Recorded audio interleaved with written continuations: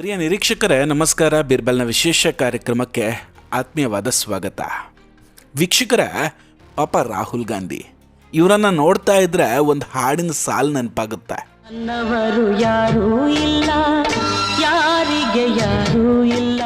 ರಾಹುಲ್ ಗಾಂಧಿ ಅವರ ಪರಿಸ್ಥಿತಿ ಹಿಂಗಾಗಿದೆ ಅಂದರೆ ಇವತ್ತು ಕಾಂಗ್ರೆಸ್ ನಾಯಕರು ಕೂಡ ಅವ್ರ ಕಡೆಯವರಲ್ಲ ಅನ್ನೋ ಹಾಗೆ ಆಗಿಬಿಟ್ಟಿದೆ. ಒಂದಷ್ಟು ಜನ ಪಕ್ಷ ಬಿಟ್ಟು BJP ಸೇರ್ಕೊಳ್ತಾ ಇದ್ದಾರೆ. ಇನ್ನೂ ಕೆಲವರು ಪಕ್ಷದಲ್ಲೇ ಇದ್ದರೂ ಮೋದಿಜಿಗೆ ಬೆಂಬಲ ಕೊಡ್ತಾ ಇದ್ದಾರೆ. ಎಂತಹ ಪರಿಸ್ಥಿತಿ ಬಂದಿದೆ ಅಂದರೆ ಇವತ್ತು ಕಾಂಗ್ರೆಸ್ ನಾಯಕರು ರಾಹುಲ್ ಗಾಂಧಿಯನ್ನೇ ಸೋಲಿಸೋದಕ್ಕೆ ಮೋದಿಜಿಯ ಜೊತೆ ಸೇರ್ಕೊಂಡು ಬಿಟ್ಟಿದ್ದಾರೆ. ಏನಿದು ಕತೆ? ಪಾಪ ರಾಹುಲ್ ಗಾಂಧಿ ಅವರಿಗೆ ಹಿಂಗೆ ದ್ರೋಹ ಬಗೆದವ್ರು ಯಾರು? ಎಲ್ಲವನ್ನು ಕೂಡ ಡಿಟೇಲ್ ಆಗಿ ಮಾತಾಡ್ತಾ ಹೋಗ್ತೀನಿ. ವಿಡಿಯೋವನ್ನು ಕೊನೆವರೆಗೂ ಮಿಸ್ ಮಾಡದೆ ನೋಡಿ. ಇನ್ನೂ ಕೂಡ ನಮ್ಮ ಬೀರ್ಬಲ್ ಚಾನಲನ್ನು ಸಬ್ಸ್ಕ್ರೈಬ್ ಮಾಡಿಲ್ಲ ಅಂದರೆ ಈ ಕೂಡಲೇ ಸಬ್ಸ್ಕ್ರೈಬ್ ಮಾಡಿ ಹಾಗೂ ಬೆಲ್ ಐಕಾನನ್ನು ಕ್ಲಿಕ್ ಮಾಡಿ. ವೀಕ್ಷಕರೇ, ದೇಶದಲ್ಲಿ ರಾಜ್ಯಸಭಾ ಚುನಾವಣೆ ನಡೀತು. ಮತ ಎಣಿಕೆಯೂ ಪೂರ್ಣಗೊಂಡಿದೆ. 10 ರಾಜ್ಯಗಳಲ್ಲಿ 37 ಸ್ಥಾನಗಳಿಗೆ ಈ ಬಾರಿ ಚುನಾವಣೆ ನಡೆದಿದ್ದು. ಅವುಗಳ ಪೈಕಿ 26 ಸ್ಥಾನಗಳಿಗೆ ಅಭ್ಯರ್ಥಿಗಳನ್ನು ಅವಿರೋಧವಾಗಿ ಆಯ್ಕೆ ಮಾಡಲಾಗಿತ್ತು. ಆದರೆ ಉಳಿದ 11 ಸ್ಥಾನಗಳಿಗಾಗಿ ಚುನಾವಣೆ ನಡೆಯುತ್ತೆ. ಇದರಲ್ಲಿ ಬಿಹಾರ, ಹರಿಯಾಣ ಮತ್ತು ಒಡಿಶಾದಂತಹ ರಾಜ್ಯಗಳು ಕೂಡ ಸೇರ್ಕೊಂಡಿದೆ. ಆದರೆ ಇಲ್ಲಿ ವಿಶೇಷ ಏನಂದರೆ ಈ ಬಾರಿಯ ಚುನಾವಣೆಯಲ್ಲಿ ಕ್ರಾಸ್ ವೋಟಿಂಗ್ ನಡೆಯುತ್ತೆ. ಜೊತೆಗೆ ಅನೇಕ ಶಾಸಕರು ವೋಟನ್ನೇ ಹಾಕಿಲ್ಲ. ಇನ್ನೊಂದು ಮಜಾ ಏನಂದರೆ ಈ ಕ್ರಾಸ್ ವೋಟಿಂಗನ್ನು ಮಾಡಿದವರು ಕಾಂಗ್ರೆಸ್ ನಾಯಕರು ಹಾಗೂ RJD ಶಾಸಕರೇ. ಈಗ ಇದರಿಂದ BJPಗೆ ಹೇಗೆ ಲಾಭ ಆಯಿತು? ರಾಜ್ಯಸಭೆಯಲ್ಲಿ NDA ಅಥವಾ BJPಯ ಒಟ್ಟು ಎಷ್ಟು ಸಂಸದರಿದ್ದಾರೆ? ಇದೆಲ್ಲದರ ಬಗ್ಗೆ ಈಗ ಮಾತಾಡ್ತಾ ಹೋಗೋಣ. ವೀಕ್ಷಕರೇ, ರಾಜ್ಯಸಭಾ ಚುನಾವಣೆಯ ಬಗ್ಗೆ ಅಪ್ಡೇಟ್ ಏನು? ಬಿಹಾರ, ಒಡಿಶಾ ಮತ್ತು ಹರಿಯಾಣದಲ್ಲಿ ತುಂಬ ಹೈಪ್ ಕ್ರಿಯೇಟ್ ಆಗಿತ್ತು ಚುನಾವಣೆ. 37 ಸ್ಥಾನಗಳಲ್ಲಿ 26 ಸ್ಥಾನಗಳು ಅವಿರೋಧವಾಗಿ ಆಯ್ಕೆಯಾಗಿತ್ತು ಅಥವಾ ಮೊದಲೇ ಡಿಸೈಡ್ ಆಗಿದ್ವು. ಆದರೆ ನೋಡಿ, ಬಿಹಾರದಲ್ಲಿ 5 ಅಭ್ಯರ್ಥಿಗಳು ರಾಜ್ಯಸಭೆಗೆ ಹೋಗಬೇಕಿತ್ತು.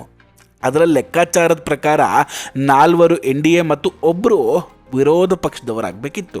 ಆದರೆ ಬಿಹಾರದಲ್ಲಿ 4 ಶಾಸಕರು ಅಲ್ಲಿ ಗೈರ್ ಹಾಜರಾಗ್ತಾರೆ. 3 ಕಾಂಗ್ರೆಸ್ ಮತ್ತು ಒಬ್ಬ RJD ಶಾಸಕ ಬರದೇ ಇರೋ ಕಾರಣಕ್ಕೆ ಅಲ್ಲಿ ಮತ ಚಲಾಯಿಸೋದಕ್ಕಾಗಲಿಲ್ಲ. ಅದೇ ಕಾರಣಕ್ಕೆ ಮಹಾಗಠಬಂಧನ್ ಅಭ್ಯರ್ಥಿ ಸೋತು ಹೋಗ್ಬಿಡ್ತಾರೆ. ಅವ್ರ ಬದಲಿಗೆ NDA ಅಭ್ಯರ್ಥಿಯೇ ಗೆದ್ದು ಬಿಟ್ಟಿದ್ರು. ಹೀಗಾಗಿ NDA 5 ಸ್ಥಾನಗಳನ್ನು ಬಿಹಾರದಲ್ಲಿ ಗೆದ್ದುಕೊಳ್ಳುತ್ತೆ. ಅದರಲ್ಲಿ 3 ಕಾಂಗ್ರೆಸ್ ಬಂಡಾಯಗಾರರು ಮತ್ತು ಒಬ್ಬ RJD ಬಂಡಾಯಗಾರರು ಇದ್ದರು. ಇದು ಬಿಹಾರದ ಕತೆ. ಆದರೆ ಎರಡನೇ ದೊಡ್ಡ ಆಟ ಒಡಿಶಾದಲ್ಲಿ ನಡೆಯುತ್ತೆ. ಒಡಿಶಾದಲ್ಲಿ ಇಷ್ಟು ದೊಡ್ಡ ಪ್ರಮಾಣದಲ್ಲಿ ಕ್ರಾಸ್ ವೋಟಿಂಗ್ ನಡೆಯುತ್ತೆ ಅಂತ ಯಾರೂ ಕೂಡ ಇಮ್ಯಾಜಿನ್ ಮಾಡ್ಕೊಂಡಿರಲಿಲ್ಲ. ಅಲ್ಲಿ BJD ಮತ್ತು BJPಗೆ ತಲಾ 2 ಸೀಟ್ಗಳು ಸಿಕ್ಕಿದೆ. ಲೆಕ್ಕಾಚಾರದ ಪ್ರಕಾರ BJD ತನ್ನ ಸೀಟ್ಗಳನ್ನು ಸುಲಭವಾಗಿ ಗೆಲ್ತಾ ಇತ್ತು ಮತ್ತು ಎಲ್ಲರೂ ಸೇರಿದನ್ನು ಮೊದಲೇ ನಿರ್ಧಾರ ಕೂಡ ಮಾಡಿದರು. ಇತ್ತ ಕಾಂಗ್ರೆಸ್ಗೆ ತನ್ನ ಶಾಸಕರು ಕ್ರಾಸ್ ವೋಟಿಂಗ್ ಮಾಡ್ತಾರೆ ಅನ್ನೋ ಆತಂಕ ಮೊದಲೇ ಬಂದಾಗಿತ್ತು. ಸೊ ಅದಕ್ಕಾಗಿಯೇ ಅವರು 14 ಶಾಸಕರಲ್ಲಿ 8 ಜನರನ್ನು ಭುವನೇಶ್ವರದ ರೆಸಾರ್ಟ್ನಲ್ಲಿ ಇಟ್ಬಿಟ್ಟಿದ್ರು. ಬಟ್ ಅಲ್ಲಿ ಮಜಾ ಏನಾಯ್ತು ಗೊತ್ತೇ? ಇವ್ರು ಯಾರನ್ನ ಕ್ರಾಸ್ ವೋಟಿಂಗ್ ಮಾಡ್ತಾರೆ ಅಂತ ಅಂದ್ಕೊಂಡಿದ್ರು ಅವರನ್ನು ಬಿಟ್ಟು ಗೆಸ್ ಮಾಡದೇ ಇರೋ ಶಾಸಕರೇ ಅಲ್ಲಿ ಕ್ರಾಸ್ ವೋಟಿಂಗ್ ಮಾಡಿಬಿಡ್ತಾರೆ.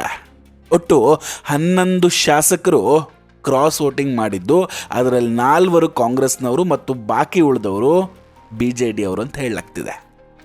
ಇದಕ್ಕೆ ದೊಡ್ಡ ಕಾರಣ ಬಿಸ್ನೆಸ್ ಅಥವಾ ಮೈನಿಂಗ್ ವಲಯದ ಪ್ರಭಾವ ಇರಬಹುದು ಅಂತ ಕೆಲವರು ಹೇಳ್ತಾ ಇದ್ದಾರೆ. ಈಗ ಒಬ್ಬ ದೊಡ್ಡ ಗಣಿ ಉದ್ಯಮಿ ಕಾಂಗ್ರೆಸ್ ಶಾಸಕರಿಗೆ 5 ರಿಂದ 8 ಕೋಟಿ ರೂಪಾಯಿಗಳನ್ನ ಆಫರ್ ಆಗಿ ಕೊಟ್ಟಿದ್ದಾರೆ ಅಂತ ಕಾಂಗ್ರೆಸ್ ಆರೋಪ ಮಾಡ್ತಾ ಇರೋದು.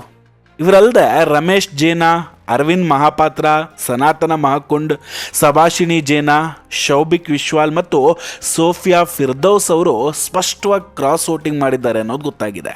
ಇಲ್ಲಿ ಇನ್ನೊಂದು ವಿಶೇಷ ಏನು ಗೊತ್ತಾ ವೀಕ್ಷಕರೇ? ಬೇರೆ ಬೇರೆ ರಾಜ್ಯಗಳಲ್ಲಿ ಮುಸ್ಲಿಂ ಶಾಸಕರು ಏನು ಮಾಡಿದ್ದಾರೆ ಅಂದರೆ NDA ಪರವಾಗಿ ಕ್ರಾಸ್ ವೋಟಿಂಗ್ ಮಾಡ್ತಾ ಇರೋದು ಕಂಡು ಬರ್ತಾ ಇದೆ. ಕಾಂಗ್ರೆಸ್ ನಾಯಕ ಭಕ್ತ ಚರಣ್ ದಾಸ್ ಅವರು ಈ ಘಟನೆಯಿಂದ ತೀವ್ರವಾಗಿ ಪಾಪ ಆಘಾತಕ್ಕೊಳಗಾಗ್ಬಿಟ್ಟಿದ್ದಾರೆ. ಅವರು ತಮ್ಮ ಅಸಮಾಧಾನವನ್ನು ಹೊರಗಾಗ್ತಾ ಹೇಳ್ತಾರೆ, ರಮೇಶ್ ಜೇನಾ ಮತ್ತು ಸೋಫಿಯಾ ಫಿರ್ದೌಸ್ ಅಂತವರಿಂದ ಇದನ್ನು ನಿರೀಕ್ಷೆ ಕೂಡ ಮಾಡಿರಲಿಲ್ಲ ಅಂತ. ಪಕ್ಷ ಅವರಿಗಾಗಿ ಎಲ್ಲವನ್ನ ಮಾಡಿದೆ. ಆದರೂ ಅವರು ತಮ್ಮನ್ನು ತಾವು ಮಾರ್ಕೊಂಡಿದ್ದಾರೆ ಅಂತ ಪಾಪ ಹತಾಶೆಯಲ್ಲಿದ್ದರು. ಇರಬಹುದು, ಪಕ್ಷ ತಲೆಮಾರು ಕೂತ್ಕೊಂಡು ತಿನ್ನುವಷ್ಟು ಸಹಾಯ ಮಾಡಿರಬಹುದು. ಆದರೆ ಮುಳುಗ್ತಾ ಇರೋ ಹಡಗಿನಲ್ಲಿ ಯಾರು ಪ್ರಯಾಣ ಮಾಡೋದಕ್ಕೆ ಇಷ್ಟಪಡ್ತಾರೆ?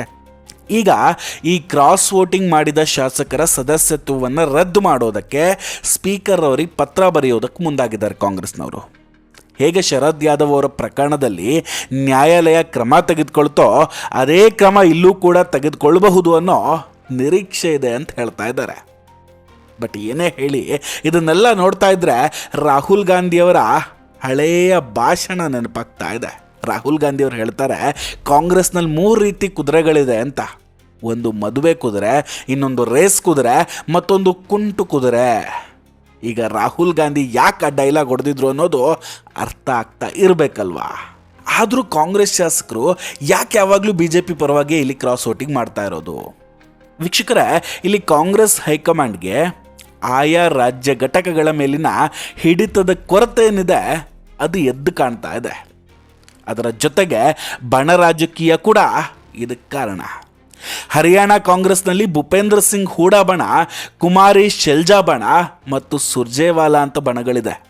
ಒಬ್ಬರನ್ನು ಕಂಡ್ರೆ ಒಬ್ರಿಗಾಗೋದಿಲ್ಲ. ಇದೇ ಆಂತರಿಕ ಕಚ್ಚಾಟದ ನಡುವೆ 4 ಶಾಸಕರು ಕ್ರಾಸ್ ವೋಟಿಂಗ್ ಮಾಡಿದ್ದಾರೆ. ಅಭಯ್ ಚೌತಾಲಾ ಅನ್ನೋ ಕಾಂಗ್ರೆಸ್ ನಾಯಕರ ಓಪನ್ ಆಗಿ ಹೇಳ್ತಾ ಇದ್ದಾರೆ, ಹರಿಯಾಣದಲ್ಲಿ ಕ್ರಾಸ್ ವೋಟಿಂಗ್ ನಡೆದ್ರೆ ಅದಕ್ಕೆ ಭೂಪೇಂದ್ರ ಸಿಂಗ್ ಹೂಡಾ ಅವರೇ ಜವಾಬ್ದಾರರು ಅಂತ. ಇನ್ನು ಹಿಮಾಚಲ ಪ್ರದೇಶ, ಕರ್ನಾಟಕ ಮತ್ತು ತೆಲಂಗಾಣವನ್ನು ತಗೊಳ್ಳಿ. ಇಲ್ಲಿ ಕಾಂಗ್ರೆಸ್ ಸರ್ಕಾರ ಅಧಿಕಾರದಲ್ಲಿದೆ. ಆದರೂ ಕೂಡ ಮುಖ್ಯಮಂತ್ರಿ ಹುದ್ದೆಯ ಕಿತ್ತಾಟ ಮತ್ತು ಶಾಸಕರ ಅತೃಪ್ತಿ ತುಂಬ ಕಾಡ್ತಾ ಇದೆ. ಇದನ್ನೆಲ್ಲ ನಿಭಾಯಿಸೋದಕ್ಕೆ ರಾಹುಲ್ ಗಾಂಧಿ ಅವರಿಗೆ ಸಾಧ್ಯ ಆಗ್ತಿಲ್ಲ.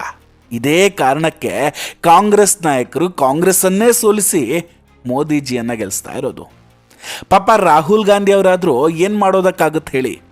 ಹಡಗಲ್ ಚಿಕ್ಕದೊಂದು ತೂತು ಬಿದ್ದಾಗಲೇ ಅದನ್ನು ಸರಿ ಮಾಡ್ಕೊಳ್ಬೇಕಿತ್ತು. ಆದರೆ ರಾಹುಲ್ ಗಾಂಧಿ ಇಷ್ಟು ದೊಡ್ಡ ಹಡಗನ್ನು ಇಷ್ಟು ಚಿಕ್ಕ ತೂತು ಏನು ಮಾಡಿಬಿಡುತ್ತೆ ಅನ್ನೋ ಕೇರ್ಲೆಸ್ ಮಾಡಿಬಿಟ್ರು. ಆದರೆ ಈಗ ಇಡೀ ಹಡಗಿನ ತುಂಬ ತೂತುಗಳೇ ಕಾಣಿಸ್ತಾ ಇದೆ. ಅದನ್ನು ಸರಿ ಮಾಡೋದಾದರೂ ಹೇಗೆ ಹೇಳಿ? ವೀಕ್ಷಕರೇ, ಇದೆಲ್ಲದರ ಬಗ್ಗೆ ನಿಮ್ಮ ಅಭಿಪ್ರಾಯ ಏನು? ದಯವಿಟ್ಟು ಕಮೆಂಟ್ ಮಾಡಿ ತಿಳಿಸಿ. ನಾವು ಕೊಟ್ಟಂತಹ ಮಾಹಿತಿಗಳು ನಿಮಗಿಷ್ಟ ಆಗಿದ್ದರೆ ವಿಡಿಯೋವನ್ನು ಲೈಕ್ ಮಾಡಿ ಹಾಗೂ ಶೇರ್ ಮಾಡಿ. ಇನ್ನೂ ಕೂಡ ನಮ್ಮ ಬೀರ್ಬಲ್ ಚಾನಲನ್ನು ಸಬ್ಸ್ಕ್ರೈಬ್ ಮಾಡಿಲ್ಲ ಅಂದರೆ ಈ ಕೂಡಲೇ ಸಬ್ಸ್ಕ್ರೈಬ್ ಮಾಡಿ ಹಾಗೂ ಬೆಲ್ ಐಕಾನನ್ನು ಕ್ಲಿಕ್ ಮಾಡಿ. ನಮಸ್ಕಾರ, ಟೇಕ್ ಕೇರ್ ಆ್ಯಂಡ್ ಬಾಯ್ ಬಾಯ್. ಮತ್ತೆ ಭೇಟಿಯಾಗೋಣ. ಜೈ ಹಿಂದ್.